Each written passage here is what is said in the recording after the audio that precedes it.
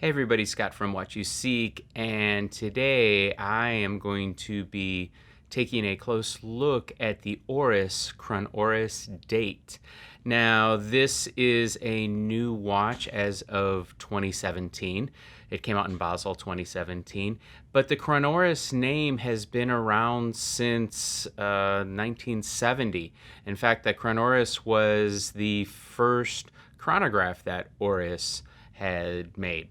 Now, Oris has been around since the 1904. They are an independent company. They are not part of a major group.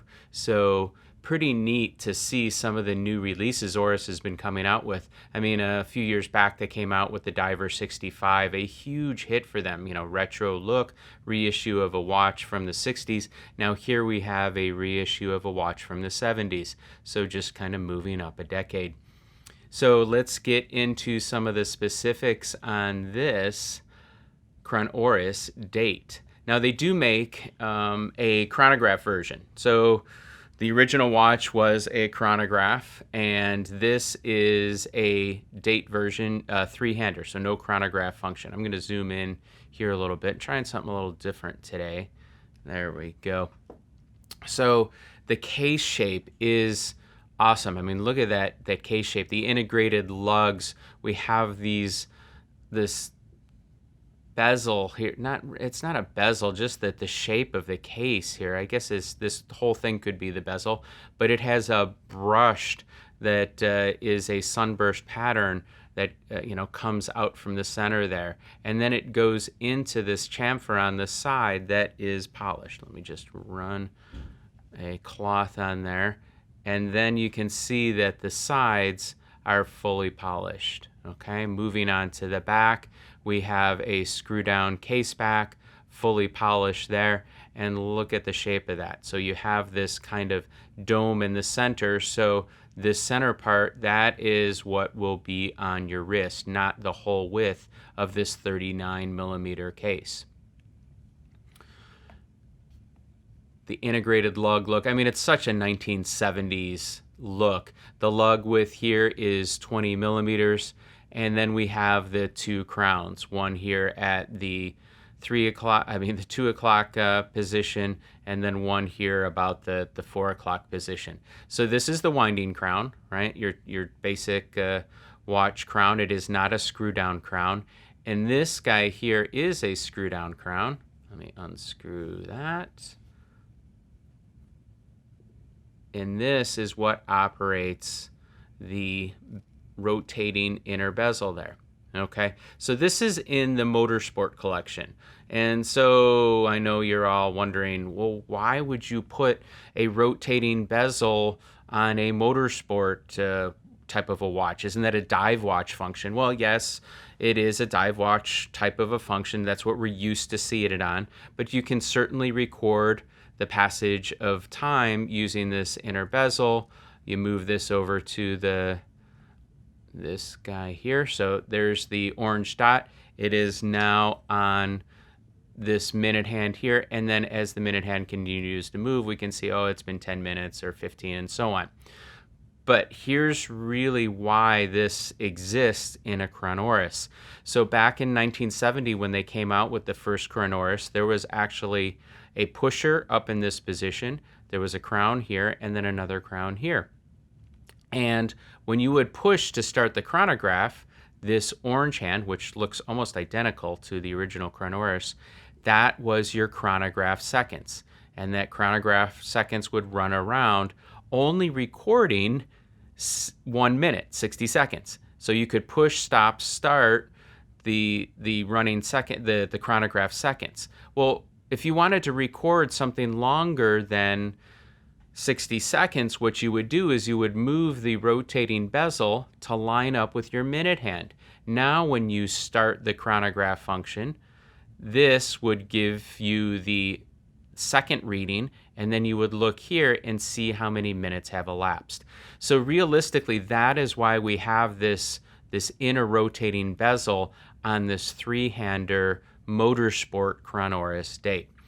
The action on this inner bezel is really I like it. It's kind of unique. Instead of clicking with a hard click, I imagine that there's a ball bearing in there or a couple ball bearings, and then it's moving that this outer bezel is moving over those ball bearings. So you feel a little nice soft resistance, and then it clicks into space. And it is 120 clicks.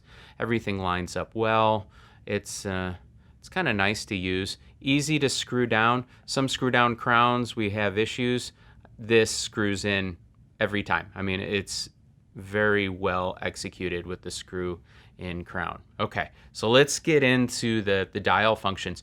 There are two different colorways with the date. There is a gray version and there's a black version. This is the black version. And when you look at it straight on, it looks fairly all black from the center all the way out. But realistically, if I turn it here a little bit, you can see that there are different versions of black. I guess some would be dark gray, and I think it also has to do with how it reflects the light. Let me just wipe off here. So let's start with the center of the dial. This center portion here is a very matte black to it, so it doesn't reflect a lot of light. We have the logo here, Oris Chronoris, and then the jewels here, 26 jewels. Kind of like that. It's retro.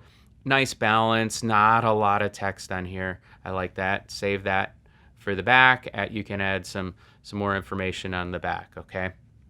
And then as we go out, sorry about the reflection, I'm just trying to show you guys here. So here's the circle of the matte black. Then we go to this rotating here where the applied indices are. And then this reflects a little bit more light. So it has a dark gray look to it when it's hitting the light. We have these highly polished indices running around for each hour. And then at the end of the indice, you can see we have a lume dot here. So this is a BG W9, the Superluminova. It glows a blue to a bluish green kind of a look. Really lovely look on that. There's not a lot of lume, right? You can see they're just little lume dots, and then the hands have some lume as well. The hands do glow a little more than these guys, but I wouldn't call this a lume monster by any means here. And then going out from these applied markers here, then we have these orange dots here. And that kind of correlates with the orange accent here with the triangle, and then the running seconds here. So I like the way that we have different versions of this dial. Now, if we look at this part here, now we have another version of a black. And then that is our minute markers with three very fine little marks in between of each minute. And some of them are longer. It alternates between a longer in between minute marks here and then a shorter. And so it gives you this pattern as you look around the dial. And then moving out from there, then we have this rotating bezel that does angle up, has a nice angle. Everything else has been really flat up until this rotating bezel. And this is a glossy black, and that has this wonderful look. So we have different circles of varying degrees of blackness, if you will, or reflectance, or different materials. And on closer inspection, it really does give this watch a nice interest to it, right? It's not just a black dial going across. And then the rotating bezel, you can see we have the triangle here, and then we have minute marks with little marks for the individual minutes. Date here, right at 3, and I like what they did. The date window, we have 3 lines of white, so it doesn't completely box it in, and it kind of ties it to this minute track that's going around here. And then on the inside of this white, we have a nice bevel that goes down into the date window. Nice execution. I do enjoy this dial. When I first got it, I thought, wow, it's just kind of black, with the orange accents. But then when it starts hitting the light, you really notice the dial starting to come alive. The dial comes alive with the help of this double domed crystal. So we can see here we have this dome, and the dome really does pick up this angle as we go from here comes across to the high point and then comes back down. So not only is it domed on the outside, it's domed on the inside. It does have an AR coating, but what that dome gives you is it gives you a nice distortion right on the edges when you're looking on a different angle. Just really fulfills that whole vintage feel to the watch. And the other thing too, and I'll talk about it a little bit on my wearing experience, but it's a very light watch. The wearing experience, it does feel like you have a vintage watch, both the weight and also the size. Like I mentioned, it's 39 millimeters. It's only 43 millimeters lug to lug, very short lugs, right? I mean, the lugs are basically integrated into the case. The case does have a water resistance of 100 meters. So they do make a different version, not on a leather strap here, but they make a version on a stainless steel bracelet. That's certainly something you could take in the water and not worry about water situations. You could with the leather, but the leather's not going to last too long in water. But it's a 20 millimeter lug width, so very easy to change out if you did want to put a rubber strap or something that's a little more water resistant. The strap itself is nice. It is a solid piece of leather here. There is no padding. There's no extra stitching along the sides. We do have some perforations here. We do have brown stitching at the ends here and also at the end here. A pin buckle that is signed. It is a comfortable bracelet. I think once it's worn in, it will be even more comfortable. This keeper here, you can see there's a little piece of fabric that keeps that from flying around there. It's a nice little touch. I enjoy that. So overall, it's a very comfortable strap, and the strap does have a nice taper to it. It gives a keeping in with this vintage feel. They didn't change things and give it a big, funky, chunky strap or anything. It's nice. It's thin. 20 millimeters. They didn't try and go wider here. So overall, very nice strap, matches the entire feel of this Chronoris Date. So the movement in here, this is an automatic movement. It has a power reserve of 38 hours. It is the Oris 773, which is a base of a Sellita SW200-1. It runs at 4 hertz, and you have a power reserve of about 38 hours. So let's get the Oris Chronoris Date on the wrist. So here is the Oris Chronoris Date on the wrist. Like I said, it's 39 millimeters with a lug-to-lug distance of 43, which wears very comfortable. It is not a thick watch, and like I was showing you earlier, the case back has that nice dome. It lifts the entire watch off your wrist a little bit, gives a little breathability. Very comfortable. It's lightweight. I think the strap, once this breaks in, will be very comfortable. I like the little touch with the perforations there. The fact that you have the inner bezel moving crown here and the winding crown here, you have no issue with a crown digging into this part of the wrist.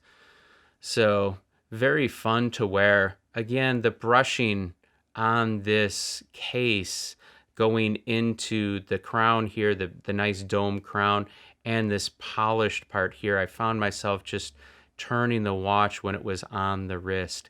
It's a very legible watch to read. The running seconds there in bright orange give it a nice feel, very 1970s. I love it. And but when the light hits the hands just right, the hands come to life. They are a polished hand, so it will pick up whatever color is in the room. So this is the Oris Chronoris Date on the wrist. So I have to admit, the Chronoris Date here, I ended up liking it more than I thought I would. I've seen it in photos, and I briefly saw it at Wind Up last year out in New York City, but this was my first chance to really put it on the wrist. And I have to say that the 39 millimeter size of this and these very short lugs, just the overall design, it does not feel like I'm wearing a modern watch. And I mean, anybody that follows what's going on in this watch world, vintage watches are the rage right now, and unfortunately, prices are going accordingly up on whatever you can find out there. So here with this Chronoris Date, the price is $1,750 on a strap, or $1,950 with the bracelet, for right at 2K. And I know 2K is a lot of money, but this is really amazing what you're getting for the price. It's very well executed. You're buying from Oris, which is an independent company. So a lot of people say, well, I want to buy from an independent or that type of stuff. Well, here you go. For 2K, under 2K, you've got a watch from an independent company, and it has the vintage feel because, well, yes, it's a reissue of a vintage watch, but I appreciate and say thanks to Oris for not doing like a faux Tina or vintaging it up or something, adding like a faux Tina to the dial and aged lume and stuff. No, it's a modern watch. You get the warranty, the new movement, new superluminova, all that kind of stuff with it. So overall, wonderful watch. I think you can dress it up a little bit. You have some polished bits on here, or you can definitely tone it down. Works with jeans and a t-shirt very easily. So overall, definitely a thumbs up for this Oris Chronoris Date. Once again, this is $1,750 on the strap, and on the bracelet, it is $1,950 US. Hey, thanks for watching. If you liked the video, give it a thumbs up. Leave comments below and be sure to subscribe. Thanks for watching.